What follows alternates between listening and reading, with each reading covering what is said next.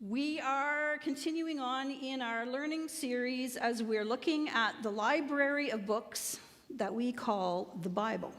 And like any library of books, this library contains books by many different writers, written over many centuries. It contains books of different kinds of content, books of history, books of law, poetry, philosophy, short stories, glimpses of the future.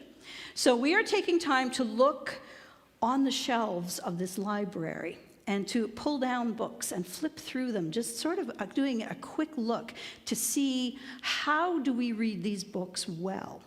And the reason why we are doing this series, the reason why I am finding it helpful to remind myself of some of these things, is that life is weird. Life is scary. Life is very uncertain for us right now and for many people in a lot of parts of the world. And a lot of people in our town, in our country, in our neighborhoods and workplaces are looking for answers. They're looking for answers that will make it make sense. And when we go looking for answers, it is helpful for us to remember that answers aren't always what we need most. What we need more is wisdom.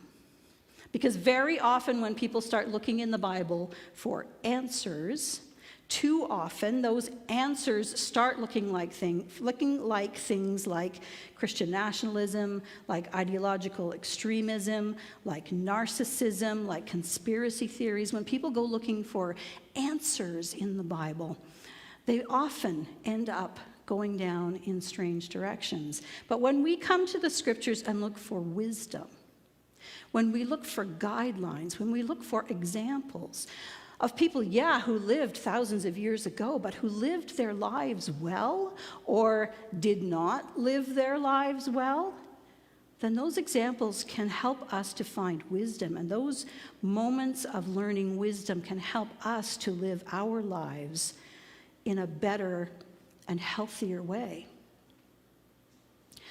So we are learning how to look at these ancient texts for examples of wisdom, for teachings on wisdom that will help us to navigate our modern times, because wisdom is to be found in this book, in this library that God has given us. So we begin that study, we began it a few weeks ago, by starting to get to know our own story as human beings. We start to see that, our story began in Eden's garden. And I mean, this is like super speed run. This is like, TLDR. This is like Reader's Digest condensed version.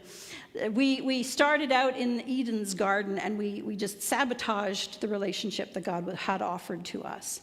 And because we sabotaged that relationship, we found ourselves in exile. So in the book of Genesis, we see that God has a plan to restore us to where we belong, to restore us by his side. And we talked through some of how that story began, and God began working out that plan. He chose one family of humans. He made a covenant with them, beginning with Abraham, and he carried that covenant on through the family of Jacob. And we see it playing out on down to the birth of Christ. In the book of Exodus, we see how that family experienced some of the worst of life on earth, generations of slavery and disenfranchisement. God brought them out of Egypt to become a free nation. And then through the books of Leviticus, Numbers, Deuteronomy, and Joshua, we see God giving them a way of life, giving them a law, giving them guidelines and standards and principles to live by, and a promise that if they lived that law, if they lived that way of living, that they would have safety, they would have security, they would have provision, they would have no more enslavement, they would have healthy families and children and connections, not just to God, but to each other as well. Ways to become the blessing to every nation, receiving so that they would be able to give. And then throughout the books of Judges and Ruth and Samuel and Kings and Chronicles, we see examples of what happens when people either choose to live according to this standard of life that God has given to us, or they choose to ignore it and set it aside. And it does, generally speaking, does not go well. And reading through that history over those generations, eventually we get to a point in the story where God gives them what they want. And what they want is space. Just, God, give us our space. Like, back off. Let us be who we want to be. So God allowed them to be who they wanted to be. And at the end of the book of Chronicles, we see that their life in the promised land has come to an end, that God has stepped away, and he has sent them to a place where again they are enslaved and in exile, because they have been invaded by the empire of Babylon, and Babylon was a military machine. They were defeated, they were captured, their city was looted. Their temple was emptied and torn down, their homes were burned, their crops and their fields were destroyed. Because war then looked very much, in the end, like war looks now. And the people found that they were pretty much back where they had started, under the thumb of an enemy. Two things popped into my mind as I was thinking of this week. You may be familiar with the saying, "It is better to have loved and lost than never to have loved at all." And then there's a song in an old, I think it's Yes, recorded the song, "Owner of a lonely heart is much better than the owner of a broken heart." So, is it better to have loved and then lost, or is it better to have not lost anything in the first place? In Egypt, when they were slaves in Egypt, they definitely knew that this life kind of sucks, that there is something better somewhere that we can look forward to. But now in Babylon, in exile, now they had it and they lost it.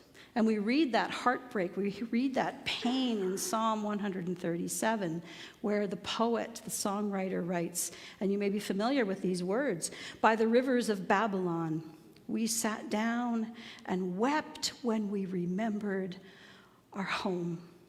And there, on that river of Babylon, we hung our harps on the trees. And our captors told us to sing. Our tormentors demanded, 'Sing songs of joy. Sing us a happy song. Sing us a song about Zion.' But the writer writes, well, how can we? How can we sing a song of the Lord in a foreign land? Oh, Jerusalem, I can never forget you." Because they knew what they lost. They'd had it in their hands, and they just let it go. And now they were in Babylon, and they were surrounded by a system that had a pantheon of gods, lots and lots of gods, and they worshiped the king. And for those people who had been taken into exile in Babylon, they looked around and they're like, hey, the temple where we worshiped God is not here. The Ark of the Covenant that was the footprint of God's presence on earth is not here. Yahweh God, who had walked with us every step through the desert, is not here. So what do we do now? What do we have now? Well, what do we have? We have each other. And we have the writings of God's law.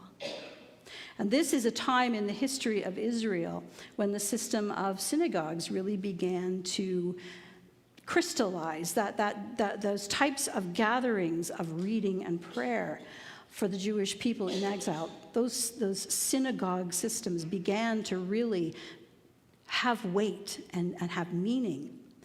And there was this whole tribe of official priests who couldn't do what they were intended to do. They couldn't serve in the temple because there was no temple. So, what did they do now? Well, they began to dig into the writings of God's law. And they and others, people who weren't priests officially, but who became the group that we know as the Pharisees, they started really digging into these texts and laws and really wanting to get to know, what did we miss? How can we not miss it again? When we go home, when we get back to Jerusalem, because we are going back to Jerusalem one day, when we get there, when we read on the page, love God with all your meod, what does that actually mean? How do we do that so that we don't find ourselves in this kind of a mess again? When God says rest on the Sabbath, don't do any work, what does God mean by work? And they dug into these ideas and they built these supporting writings that helped people, intended to help people follow God's law and maintain that relationship, because they did not ever want to fall into the same traps again. Now, when King Nebuchadnezzar, the king of Babylon, conquered Jerusalem, he didn't just sort of round up everybody and haul them off to Babylon. This was intentional. This was an investment. He had a plan. And the plan was to identify, as the text says, the sons of noble and royal families. So he's looking for people who will understand his world, his kingly world, and people who will fit into the culture of the palace and the halls of government. It also says that they looked for the brightest and the best, the strongest and the smartest, and they hauled away the best of Israel to become fuel and to become fodder for that military machine of an empire. And these Jewish people, these young Jewish people, were intended to just become cogs in the systems of this military genius who was King Nebuchadnezzar. And Babylon had absolutely no thought that they would ever return.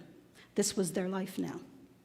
And in that life, far from where they had started out, this young generation, mostly of fairly educated young men, how would they sing the song of the Lord in a strange land? How would they love God with their meod? So we're going to look quickly at 4 books in our library this morning: Daniel, Esther, Nehemiah, and Ezra. And these 4 books detail the experiences of 4 people who did exactly that, who loved God with their everything in exile. And their stories are all very different, and they happen at different times, and most of them never met each other. And in our Bibles, they're actually not in chronological order. But we're going to look at them in chronological order this morning so that we can get an idea of how their story followed the story of Israel. So we're going to start looking at the book of Daniel. Daniel was born in Israel. He began his education in Jerusalem. He began his career there. It's possible that Daniel fought in battle against the invaders who were trying to take down Jerusalem. He definitely would have lived with that fear and the hunger of a city under siege. He definitely would have seen his walls breached and his gates burned. And then when the invaders came and started looking for people to take away and put to work, Daniel was deemed good-looking enough and smart enough and noble enough to be dragged off to Babylon. And when Daniel and his friends had been in exile for a few years, just a few years, they'd been there, they were probably waiting. They were probably waiting for God to say, okay, it's time to come home again. They were probably waiting for God to take down Babylon and say, okay, you guys have learned your lesson. Now let's get this right and let's start again. So then one day a message arrived in the city from the prophet Jeremiah, and people must have been very excited because Jeremiah was back in Israel, and he sent this message that God had given him for the people in exile. And they must have been really excited because they would be like, okay, this is it. This is the beginning. We're going to be hearing what God is going to do for us. We're going to know what signs to watch for. We're going to know when to pack our bags. This is going to be good. So they would gather together, maybe in their synagogues and maybe in their homes, and someone would read the message from Jeremiah to this gathered group of people. And the reader would begin by saying, "This is what the Lord of hosts, the God of Israel, says to all the exiles who were carried away from Jerusalem to Babylon." And they'd be like, "Okay, yes, that's us. This message is for us. Okay, what's God got to say to us? Build houses, settle down, plant orchards, eat their fruit, get married, have children. Pray to the Lord for Babylon's prosperity, because if Babylon does well, then you will too." And people must have been like shaking their head. Okay, what?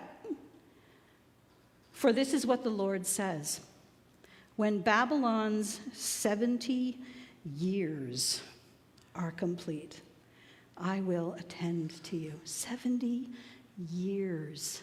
That would be like 2096. You're going to be doing whatever you're doing that you don't want to do until 2096. And those folks must have just hit them. They had lost one battle. And now they were going to begin fighting another. They had lost one siege, and now another siege was beginning, and this one was not for the walls of a city. It was for their hearts. It was for their identity. So Daniel and his generation were up against a campaign that would be waged not with swords, not with bloodshed, but just with time and pressure and friendship and paychecks. Talk like us, dress like us, eat like us, marry like us, worship our gods, become one of us. And the goal of that campaign would be to blot out their identity, their memory, their faith. But Daniel and his friends fought back. Yes, they learned the language, and yes, they did good work for the king who had colonized them, but they refused to eat his food. They refused to worship his gods. And Daniel served through the lifetimes of 3 kings of Babylon, through a regime change, through the lives of 2 kings of Persia. And when the time came for Israel's people to be released to return to Jerusalem, Daniel stayed. He would have stood on the walls of the city that had been his place of captivity and waved them goodbye and prayed for them as they went. So how did Daniel love God with his muchness? Well, Daniel seized every opportunity to learn, to do his job well. He understood his privilege, and he understood how to turn that privilege into influence to shape the nation where he was in exile. And he knew before and beyond anything else who he was. He kept sight of who he was. He was a son of Yahweh God. And he surrendered to God all that he had, all of his muchness, and he spent those decades working not just for the king who had made him captive, but for the king he loved. Next story is the story of Esther. And like Daniel, Esther's family chose to stay in exile because these folks had built communities and houses and families and careers, and they'd planted those orchards and eaten their fruit. And they had prayed for their city. In that world, women were property. So, you were either an asset or a liability. And the Persian queen during Esther's day, Persian Queen Vashti, lost her usefulness to King Xerxes. So Esther was plucked from her life and deposited in the palace to become an asset, something for the king to use for pleasure, to make him look good. So how did Esther serve God with her muchness? And if you haven't read some of these stories, I really encourage you to do that this week. Start reading some of these stories. She had a real gift for reading people. She knew her uncle Mordecai, and she knew that she could trust him and listen to his wisdom and follow his advice. She got to know Naaman in the palace, and she knew she needed to keep an eye on him because he was arrogant and he hated the Jewish people. And fortunately, he was not all that smart. King Xerxes, again, really not all that smart, but powerful, and with a history of a fragile ego. So, Vashti had been dumped for refusing to come when the king called her. So Esther doesn't wait to be called. She takes the initiative to go and see the king. Vashti would not come to the king's banquet, so Esther invites him to her banquet. She loved God. She served God with her coincidences. This is a story of coincidences where somebody's just in the right place at the right time. All the things that just happened to happen, Esther and Mordecai between them turned them to God's use. And she served God with her community. When it was time to fast and pray and ask for God's wisdom and protection, she did not try to do that all alone. She brought in her maids in the palace. She brought in Mordecai, and Mordecai brought in everybody, all the Jews in the city, to fast and pray together. And then ultimately, she served God with her courage by standing up and just saying, if I die, I die. But I will have done the right thing. So Esther's family had chosen to stay in Persia, and others had chosen to return to Jerusalem at different times for different reasons. And Nehemiah is one of those who returned to Jerusalem. He would have been born probably in Babylon. He would have survived the transition to the Persian Empire. And now Nehemiah was serving in the court of King Artaxerxes, who was the next king after Esther's Xerxes. And Nehemiah was visited by some family who had gone back to Jerusalem, and now they had come back to this city, Susa, to reconnect. We don't know why. But Nehemiah met with these folks and he said, how's it going? How's it going in Jerusalem? Tell me what's going on. And they said to me, he says in the text, not good. Really, really not good. The people who went home, they are in great trouble. They are in disgrace. The walls of Jerusalem are still torn down. The gates are still in ashes. And Nehemiah in his writings, he says, when I heard this, I sat down and I wept. So how did Nehemiah serve God with his muchness?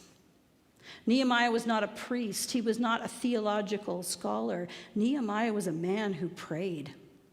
He prayed for his people. He prayed for himself. He prayed for the courage to stand up to the king. He prayed that the king would show mercy.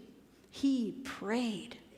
And when Nehemiah returned to the city with the king's permission to rebuild the walls, spoiler alert there, but so he gets permission to go back and build the walls, and he loves God. He serves God with practical skills, just organizing things and engineering things and giving leadership and staying focused on the work that he'd been given to do and just getting things done.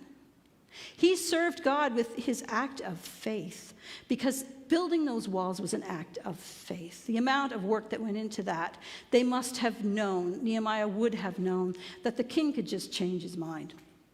He could just change his mind. You did all that work? Well, I changed my mind. We're going to tear it all down again. Because they were still subject to the empire of Persia. It was an act of tremendous faith.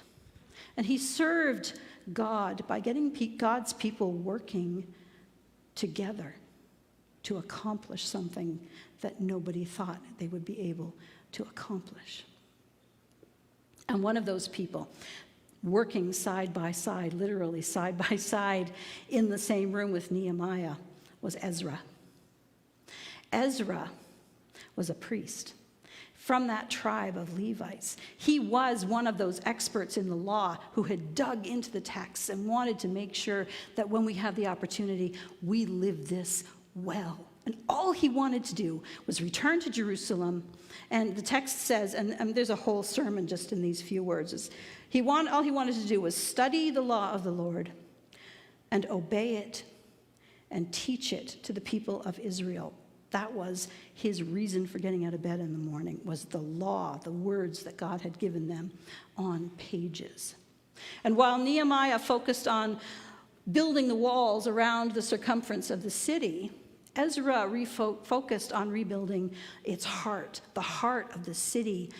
When he arrived, he found that they had begun some work in the temple, and all that they had accomplished so far was to rebuild just the altar, just this big table where sacrifices were offered and where people came to pray. And there was just this big altar where the temple had been, and there were no walls and there was no roof, and you would just be standing there, and it would be like you would see all around the city. You would see the people working on the walls, and all that there stood at that point of the temple was the altar.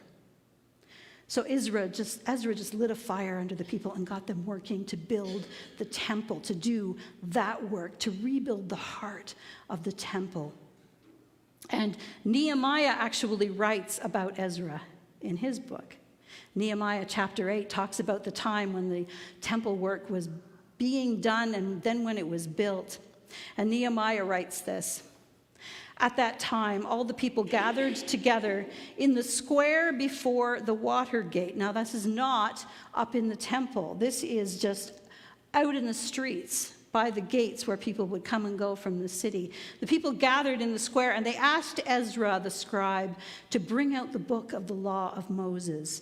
So Ezra read it aloud from daybreak until noon. And all the people listened attentively to the book of the law. And then Ezra blessed God, blessed the Lord. And with their hands uplifted, all of the people said, "Amen." Yes. So how did Ezra serve God with his muchness? Ezra's muchness was the love of God's people and the love of God's word and bringing them together. He had spent enough time making the most of being a priest with no temple in the land of Persia. And now he was coming back to Jerusalem, and he was bringing with him his intellect and his faithful study and his faithful learning and all of his long years of experience and teaching and preaching. And he gave his people the vocabulary they needed to confess their failings and to say yes to faithfulness and to turn back towards living that covenant that God had given them in the first place. If you follow me, then just wait and see what I will do.